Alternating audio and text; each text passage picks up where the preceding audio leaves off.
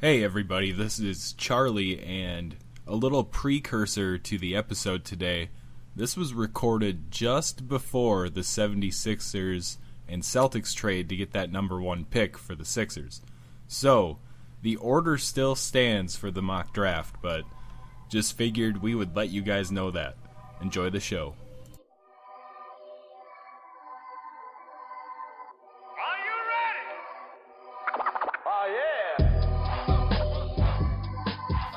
Hello, everyone, and welcome to the Sunny and Phoenix podcast, a weekly podcast where we keep you up to date with everything Phoenix Suns.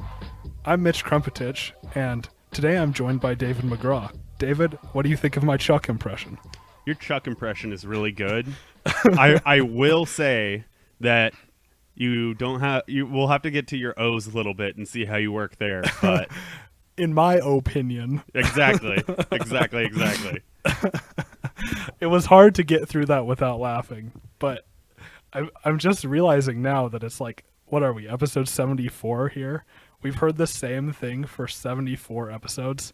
I guess we didn't have it set exactly that way for the first little bit, but still. I mean, it's been a long time. At least probably like 71 episodes we've had the same intro, so... Make sure to get a hold of us on social media. Our Twitter is @SunnyandPHXPod. Our email is sunnyandphxpod@gmail.com. And check us out over at our new host, the Deepish Thoughts Podcast Network, over at deepishthoughts.com. Thanks for listening to the Sunny and Phoenix podcast. If you'd like to further support the show, you can head over to tpublic.com/user/sunnyandphx. That's teepublic.com/user/sunnyandphx. We've got t-shirts, mugs, phone cases, all kinds of stuff. You can get our famous cheese is warming up design, or just one that says Sunny and PHX. Again, tpublic.com/user/Sunny and PHX. And go Suns. So the draft is coming up. Suns fans rejoice. Thursday, June 22nd, so just a few days away. And we're going to give you the complete Suns draft preview right here. But let's start talking a little bit about two subjects kind of combined into one. And that is that we worked out a couple interesting guys first, Josh Jackson and Jonathan Isaac. And the really, really important part about that is after we worked out Jonathan Isaac, he canceled all of his workouts that weren't with teams with top 4 picks. So that's really interesting. The other interesting thing that we have to keep in mind is that there's a couple rumors swirling about trades or about picks being traded involving the Suns. The one that I think is the most realistic is that the Kings are looking to move up to the 4 spot and are willing to trade pick 5 and 10 in order to do that. So that's one option. The other rumor that is slightly reasonable is the Suns trading up to number 2 with the Lakers, giving them 4, and the Lakers would also give up Luol Deng's contract. So that's a pretty interesting one as well that's swirling around. But do you think any of these trade rumors are reasonable at all, David? You know, honestly, I think that the only one that is kind of reasonable is the 4 for 5 and 10. And I think for us to do that, or for them to, let me rephrase that, for the Kings to actually do that, they would have to think that we're going after Fox. And, right. You know, I think that this is the Kings, so you can never really know what they're going to do, per se. But right. I think that they know we really don't want Fox. I think Fox has expressed that he doesn't want to be here, and I think we don't really want him here. As much as I like Fox and I'm kind of a little bit on that hype train, I think that obviously we have 2 or 3 other guys in mind at that 4 pick besides Fox. And right. I think that's kind of where we're going more of, instead of with something like Fox, where we're trying to kind of force the Kings' hand to trade us. Right. And the other thing that is important to note in this potential trade is that the Suns worked out Zach Collins, who of course, I love. Former Zag, Zach Collins, just like me. Just in case But, anyone forgot. But we worked him out and seemed to really like him. Seemed like he was really happy to be there. Thought he would be a good fit. And it's looking like he's going to go around the 10 spot. That's where Draft Express has him mocked right now. So if he's there at 10 and we really like Collins, maybe we do go through with that trade so we can get Collins and then Tatum, or maybe if Isaac is available at 5, or Fox, or whoever at 5. I know we also really liked Malik Monk. I wouldn't be surprised if we made that trade if we took Monk at 5, actually. But I don't know. Honestly, I don't see any of these trades happening. I think, as dumb as the Kings are, we kind of got the best of them last year with the draft day trades, and I think they probably are smart enough to have learned their lesson. I don't know. If you talk to RNBA, they think that Scal is the better player right now than Marquise Chris and a better prospect. So, and that's a thing. I've told you guys this. The only thing that I care about on RNBA is that the toaster guy got to be on the float for the Warriors winning. Like, that's so cool. But that's the only post I've looked at on RNBA for a while. That it's probably safer for you because I've probably had an aneurysm about 3 times in the last 2 weeks. So, yeah, this is a tough time of year for that subreddit. But shout out to RNBA_draft. That's where I'm looking this time of year. Definitely. Okay, anyway, let's also talk about some of the general NBA trade rumors, because there's some pretty interesting ones out there. There really are. One of them includes Philadelphia trading up to number 1 in order to get Fultz. And there's a pretty funny picture of Joel Embiid with like a Markelle Fultz name tag on a locker in the background that says "Trust the process." So, I mean, we all know that Joel Embiid is kind of like a jokester, but I just thought that was funny that like they're already doing that kind of thing. So that's one that's out there. There is so much with that thing. I think we should just kind of focus on that one right now because there's so much with that. There's Markelle Fultz and Ben Simmons followed each other on Twitter or Instagram or whatever. There's the Joel Embiid. I'm sorry, not Joel Embiid. My bad. With Dario Saric in front of the like workout locker and all this other stuff. And that's who it was. There's the Dario Dennis Saric. Smith Jr. workout for the Celtics randomly, and like who knows what's going on. And the probability is that nothing's gonna happen. Right. But the fact that Markelle Fultz canceled his Boston workout and instead was rerouted to Philadelphia is kind of raising some flags. That's a pretty big like news piece. Yeah, you're right. I still think that all of this is like a smokescreen. Think about it. Boston is in this like dream scenario where they get the 1 pick from Brooklyn. Like, that trade happened forever ago. The whole reason they're here is like still pretty amazing to me. If I were them, I would not be moving that pick.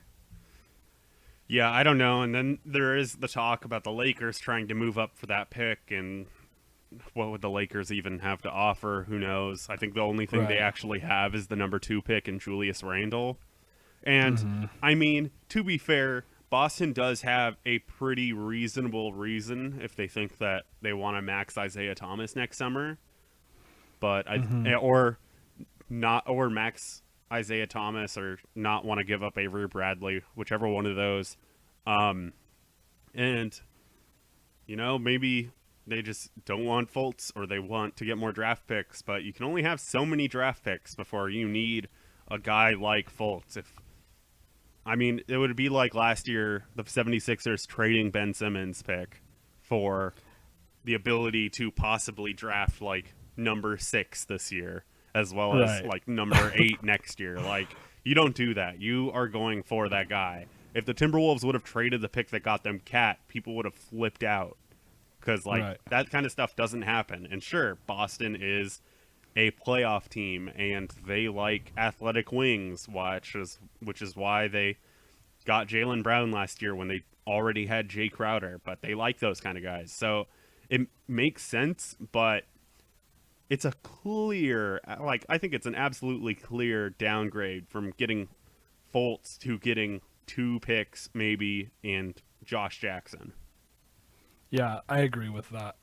Fultz is going to be really good, and we have to keep that in mind. He's got comps right now for James Harden, Brandon Roy, Yeah, he's going to be good. He really is.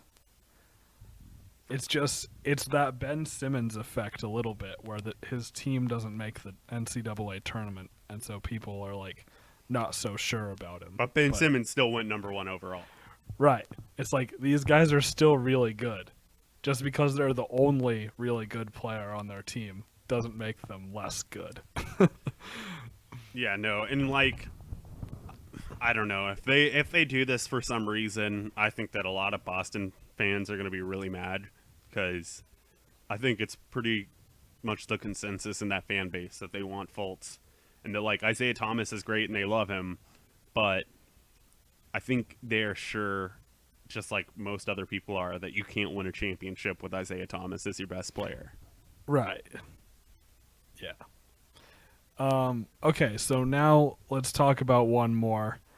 This one's kind of out there, but we're hearing a few rumors that Boston might trade that number 1 pick in order to get Jimmy Butler from the Bulls. And that just goes right along with what you said about them liking those athletic wings, even though they have Jay Crowder and Jaylen Brown. But I mean, obviously Jimmy Butler's way better than both of those guys combined. But still, this is what we're hearing, and I kind of think it's a smokescreen, but whatever. What do you think? Yeah, I don't see this one happening. The proposed trade is a 3-way between Philadelphia and Boston, and the Bulls somehow don't get number 1 or number 3 in this trade scenario. That's not happening whatsoever. Right. Right. The only way that the Bulls are doing that is if they get Josh Jackson, and they believe in Josh Jackson can be better than Jimmy Butler, plus other picks. They're not going to do it for, a Boston fan being like Terry Rozier and Jay Crowder, who says no. Yeah, pretty much. So, yeah, I think that one is the most out there of these trade rumors that we've seen. But just be aware, you're going to be hearing plenty more in the coming days, next few days. So just get ready. Most of them probably won't happen. It's that time of year. It's the most dramatic week of the season. And I mean, this and trade deadline are the ones where everyone's going crazy and everyone's really excited. And I think trade deadline might be a little bit more dramatic, but still, this is dramatic. So soak it in. This is more dramatic because of LeVar Ball, though. So there are a lot of people that are hoping that something happens where it's the Lakers pick Lonzo Ball, and then LeVar can be happy, and then they trade Lonzo Ball for the Kings picks or something. Well, I was really hoping that the ball wouldn't drop on this episode, but I couldn't help it. I really couldn't help it. Oh well. It was bound to happen eventually. So I think that's about it for all of these rumors and guys we worked out. Interesting stuff. But let's move on to what people are probably most interested in, and that is the mock draft. The annual Sonny and PHX mock draft. The second annual Sonny and PHX lottery mock draft. And then the other 2 picks that the Suns have. the lottery mock draft, and then whatever else the Suns have. And we did the exact same thing last year, so yep. We're traditionalists, as you know. We like to follow our routine. So we came up with one mock draft together for the sake of time and just discussion. So let's go through this quickly. Number 1, we both agreed Markelle Fultz. We kind of just described why he should be 1, so we don't need to talk too much on that. Yeah, no. Number 2, we have Lonzo Ball. Again, pretty obvious. Yeah. As much hate as there is around him and his family, he's still really good. I have to remind myself that. We do have to remind ourselves that, but I think we do need to mention that there are a lot of mocks coming out right now where they're saying Ball drops to like 3 or 4 and all this other stuff, and that the Lakers are going to pick Jackson to try and spite the Celtics so that they don't trade back and get Josh Jackson at 3 or something. Like, there is a lot of smoke screeny stuff going on that is also stuff that we really didn't mention as much just recently, but the Lakers are drafting Lonzo Ball. Right. This has been a foregone conclusion, and a thing that has been like the Lakers are going to try and get a top 2 pick to get Lonzo Ball, and then they got a top 3, and then the lottery just gave them a top 2. They are getting Lonzo Ball.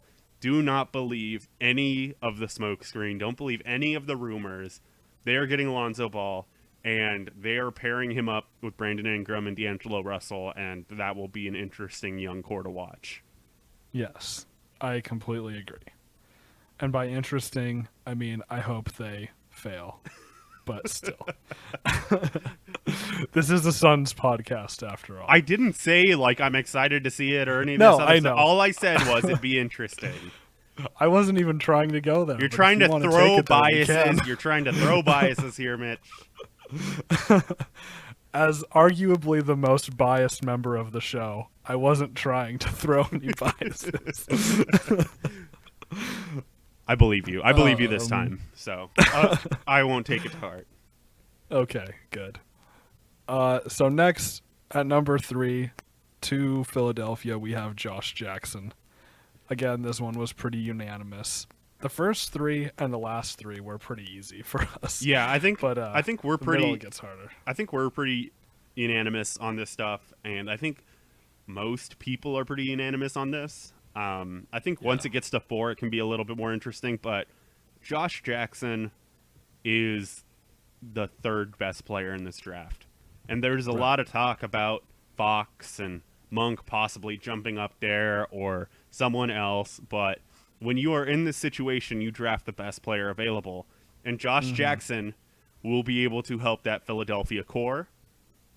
And they have enough spacing. Joel Embiid shoots 3s. Dario Saric shoots 3s. They will be able to get a point guard that can play defense and shoot 3s. Ben Simmons will run point, and Josh Jackson will be able to run a little point forward as well. And they will be able to have enough ball handling and shooting to be able to make it work. Yeah, they will. And I want to stop for a second and just say that Dario Saric had a great season. He's legit.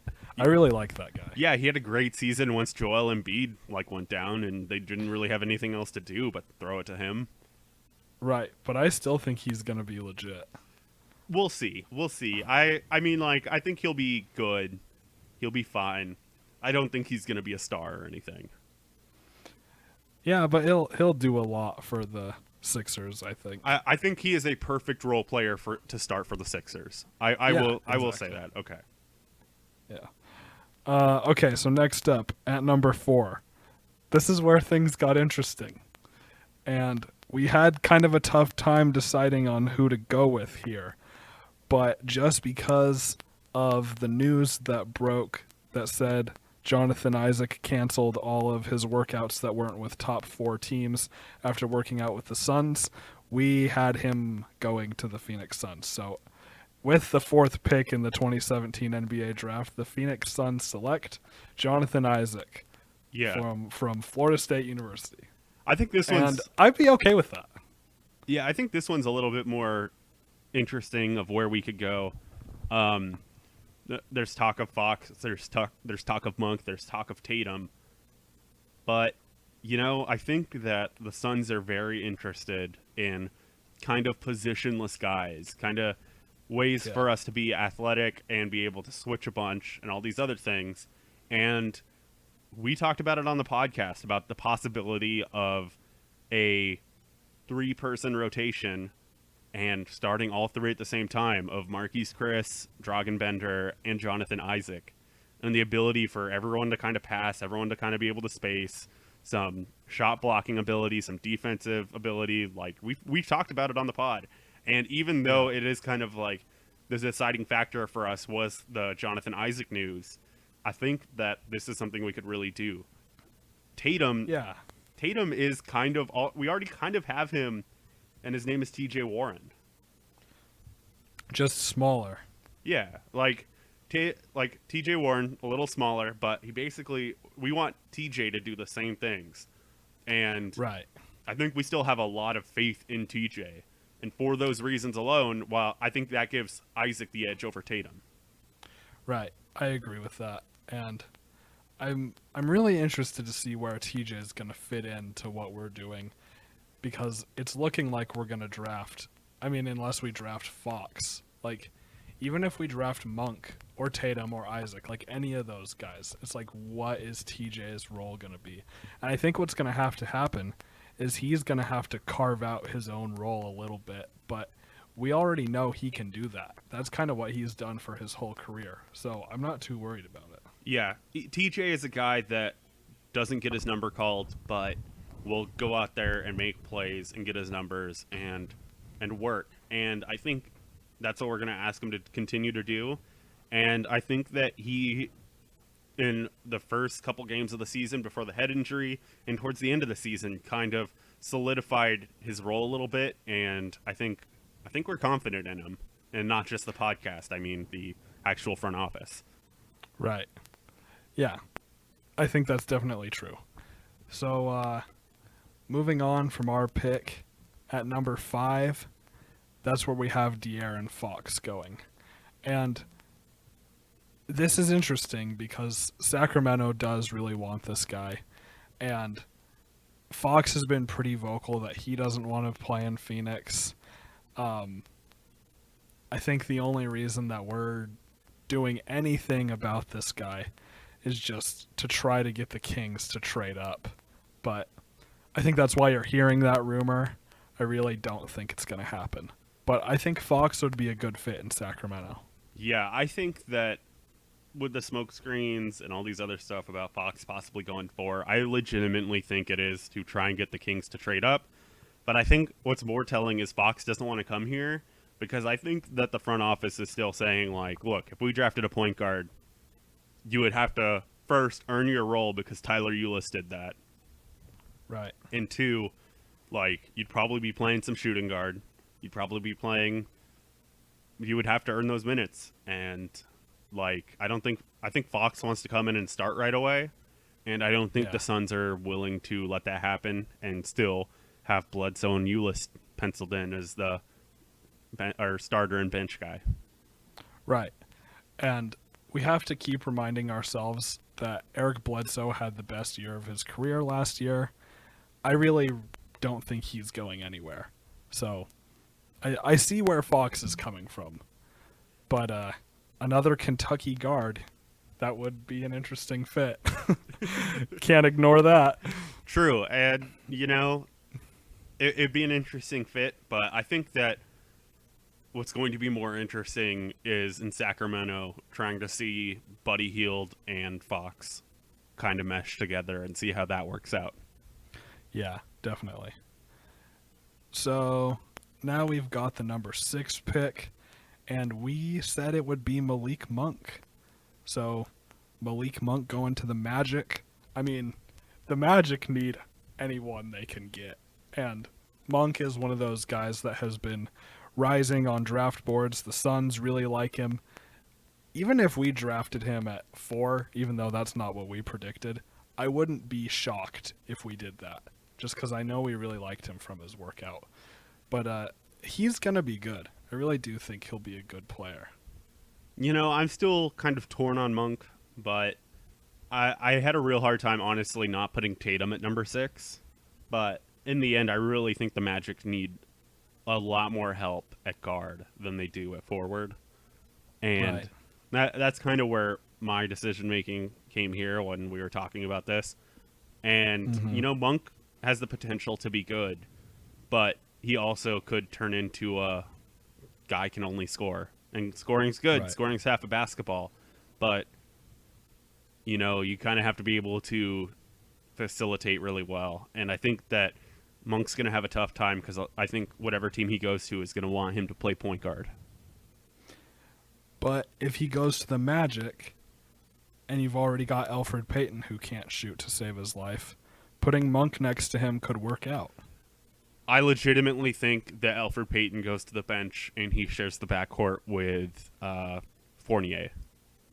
Really? Yes, that's kind of where I Wow. see this going. I think that Monk Wow. is going to be played a point guard and give them extra spacing next to Fournier and let the spacing be there for Aaron Gordon, really. That would be interesting. Well, the Magic are... I don't even know what to make of the Magic. They're very confusing. So let's move to number 7. And this is where we have Jason Tatum going. Timberwolves, they're... We kind of talked about this a while back before the season started. They're a piece or two away from being a playoff team. And Jason Tatum gives them a lot of offense. We've talked about how his defense is a little bit lacking, kind of like that whole Timberwolves team, aside from Ricky Rubio. But if Tatum goes to the Timberwolves, you've got Thibodeau who can really knock that defensive sense into those young guys like Towns, and then Tatum. I was like, who am I talking about? But anyway. I think that could be a really interesting fit to have him in that front court right next to Towns. Yeah, I think that we've talked about Tatum being a tweener and that he should possibly just try and push himself to be a 4. I think this is a move for the Timberwolves where they could go either way. Do they believe that Andrew Wiggins is a small forward for the future, or do they think he's more of a 2 and would be better guarding 2s? Or do they think that he is a 3 and that Zach LaVine, I almost forgot his name, that Zach LaVine is the 2 of the future, and they want Tatum to come off the bench at first, but put on a little bit of weight and be able to become a 4 to give them a lot more spacing. And in all honesty, that's kind of what they need. I know they just gave some money to Gorgui Dieng. That is probably a little bit too much money, but whatever. But dude is not a power forward, and Towns is not a power forward. They're just playing 2 centers, and Gorgui really needs to come off the bench, and they need some sort of shot creator, but also just someone that can shoot and help space the floor, so that way Wiggins' weaknesses from the three-pointer aren't going to be really shown as much, as well as Rubio's if he's around, or Chris Dunn or any other point guard they might get or pick up. Right. And I think Tatum's game suits the NBA for him to play the 4. He's got a good post game. He can also stretch the floor and shoot the 3. So I think he'd be a good fit in Minnesota. Completely agree. So next up at number 8, we have Dennis Smith Jr. going to the Knicks. The Knicks need guards, and Smith Jr. is one of those guys. NC State, just like TJ Warren, flew under the radar a little bit throughout the season, but he's a really good player who could make an impact immediately in New York. Yeah, I think his biggest comparison is someone like an Eric Bledsoe, and it's already kind of nervous. Some people are about a knee injury that he already had. He's already, I think, torn his ACL, or I think it was ACL or MCL. It was one of those. But I think that Smith goes here. I don't think that. I know a lot of people are high on Smith. I think that people should be looking at the French dude, Nitlicka or Nitlikina or Nilikina or whatever you want to call it. I think people should be looking at him more as a better prospect and should possibly be ahead of Smith. Should probably be ahead of Smith, but I think that when you're the Knicks, you're probably going for the bigger name, and I think Smith is that bigger name. The Knicks do love those point guards with histories of knee injuries. They really do. They really do. Okay, so next up, at number 9, we have... Oh, here we go. Gotta prep myself. Frank Okay, cut that. Frank Ntilikina. What? Ntilikina. I had it. Ntilikina. Yeah. Frank Ntilikina. We're going with Ntilikina. He's from France. He, like David said, he might be a better prospect than Dennis Smith. The first international guy that we have in our mock lottery, so that's kind of interesting. Usually we get one of those international players going in the top 5 or so, but not this year. But as David kindly mentioned to me in a clip that might not be on this episode, the Mavericks guards right now are Yogi Ferrell and Seth Curry, not to be confused with 2-time NBA champion Steph Curry. It's his brother. I thought you were going to say not to be confused with Del Curry. Or Del Curry. But anyway, the Mavs need help at guard big time. And this French prospect could really make an immediate impact.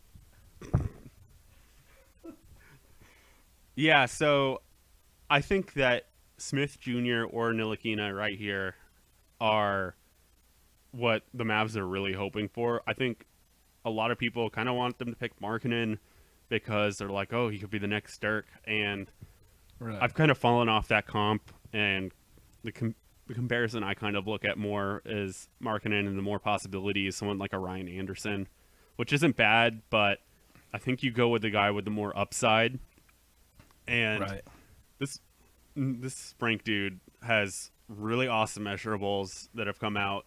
He has a really good chance to be a strong defensive guard, and I like him a lot and think that pairing him with a core of, they've got Harrison Barnes, they've got Seth Curry, who is playing pretty well. I don't know if Yogi Ferrell will still be there or not. We'll kind of still have to wait and see as a possibility off the bench. They have not Justin Anderson. Dwight Powell? Yeah. Powell. They have him. They have Nerlens Noel that they're going to re-sign this offseason. They have a bunch of interesting young pieces and the ability to rebuild while also being competitive while Dirk is still around. Yeah, I like that. So next up, at 10, we have my boy, former Gonzaga Bulldog, Zach Collins. I really, really like Collins. And when we worked him out, I was super excited. The only way we get him is if we make that trade with the Kings to get 5 and 10, like I've said before. But I think he's going to be great two-way player. This is how I've been explaining him to people. He is the perfect center for the modern NBA because he can shoot. He still plays good defense and can protect the rim, but he can run. He can get out in transition and run. So I really like Collins. I think he's going to be a great player in the NBA. Gonzaga's kind of having this trend lately where for a long time we had a lot of guys who were not good in the NBA. See Adam Morrison and those kind of guys. But now we've got Sabonis, Kelly Olynyk. David, I know you don't like him, but I'm gonna scratch out Kelly Olynyk from this podcast. He is decent. But yeah, I mainly mean Sabonis and now Collins. Collins is Gonzaga's first and only one and done, so that says a lot about how good he is. And I'm really interested to see how he does. But again, in Sacramento, I think it would be good. I mean, they have Willie Cauley-Stein, but Willie Cauley-Stein has like no offense. Collins is a two-way kind of guy. He could play the 4 a little bit, but I think he's just the perfect 5 for the modern NBA. Yeah, I think that Collins is kind of, at a worst, probably going to be Ed Davis, which is not a bad thing. Ed Davis is a pretty good backup in this league, and just an athletic guy rim protector, just go pick and roll, kind of that. But obviously Collins has the potential to be more than that. He has the potential to be a good starter in this league. I like Collins a lot. I would be probably pretty happy if the Suns traded for 5 and 10 and then got Isaac and Collins. And that'd be so cool. While we I don't think that's as much of a thing. I would be pretty excited about that, and that would mean that we had Collins learning from Tyson Chandler. I would buy that jersey so fast. Like, if that happens, I mean, I'm just going to have my credit card ready during the draft just in case. It wouldn't be the worst jersey to buy. I'll say that. No, it wouldn't. I could get an Alex Len jersey. Hopefully they stop making those soon. Yes. Okay. Anyway, though, number 11, we have Lauri Markkanen going here. We have him falling. I can really see this happening, and we know how the Hornets feel about white big men. So there you go. That is literally our biggest reason why we did this. And I told Mitch when we were doing it that I think Markkanen is going to drop, and that why don't we be a little bold and have him drop a little bit. And no, I can't see him dropping anywhere past this, because I think he's at least the 11th best player in this draft, at least. Right. So I think that he can't really drop that farther back down, and I didn't want to put anyone else ahead of him. So I told Mitch, hey, let's just have our excuse be that Charlotte likes white big men, and then just put him there, because why not? We were good through like the top 10 last year, or top 9 last year. We were pretty good, like spot on, except for like one thing. So I'm okay with like having that, and possibly having our like kind of top 10, top 11 being the same players at least, than like throwing some other person in there and being that. Right. And then just to wrap things up for this lottery mock draft, we kept 12, 13, and 14 the same as Draft Express has it currently. The last update was June 15th at 11:51 a.m., if you're curious at which one I'm looking at. It has Donovan Mitchell going 12 to the Pistons. He's going to be legit. Luke Kennard going 13 to the Nuggets. And all I hear about him is that he's rising. But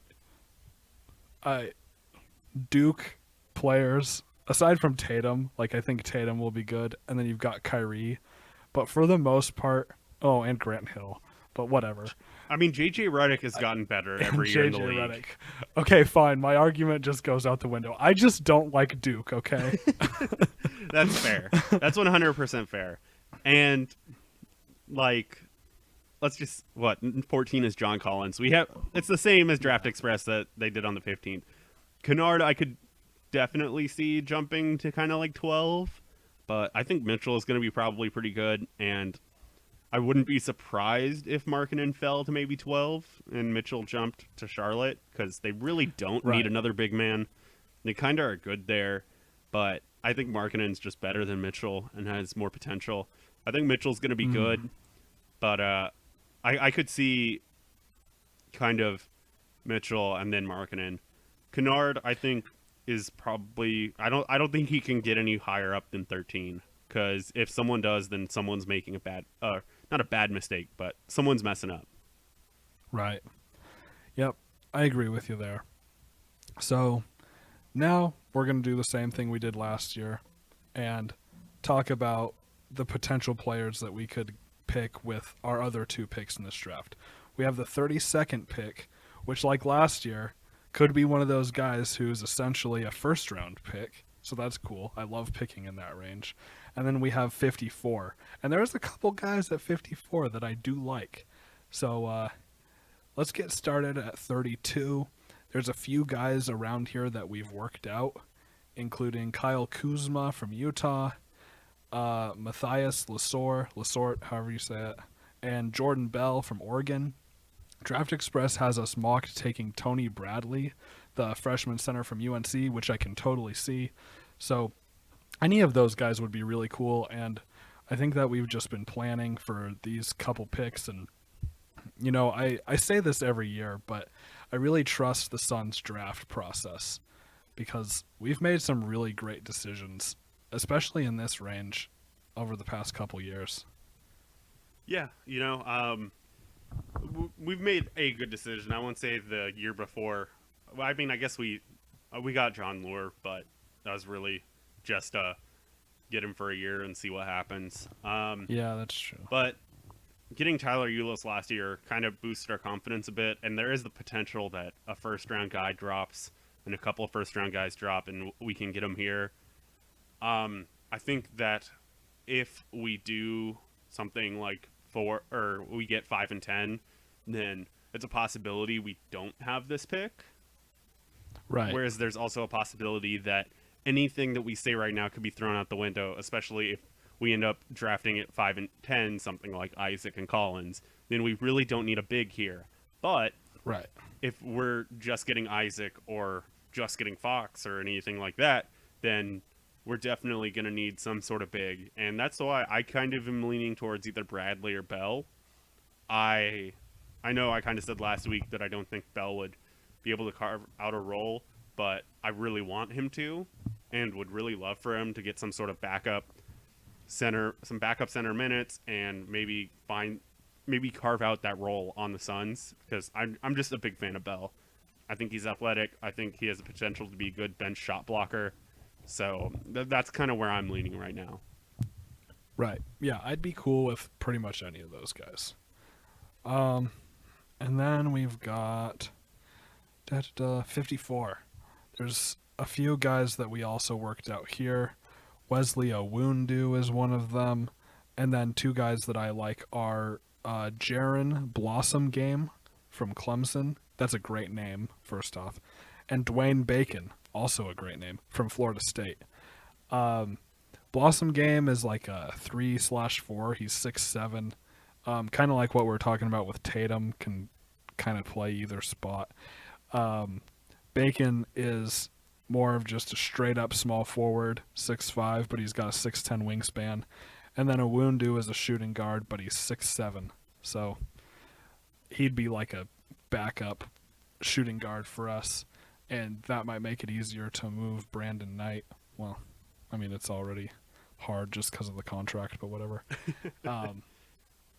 But yeah, any of those guys I'd be cool with. I really like Dwayne Bacon, though. He's where Draft Express has us.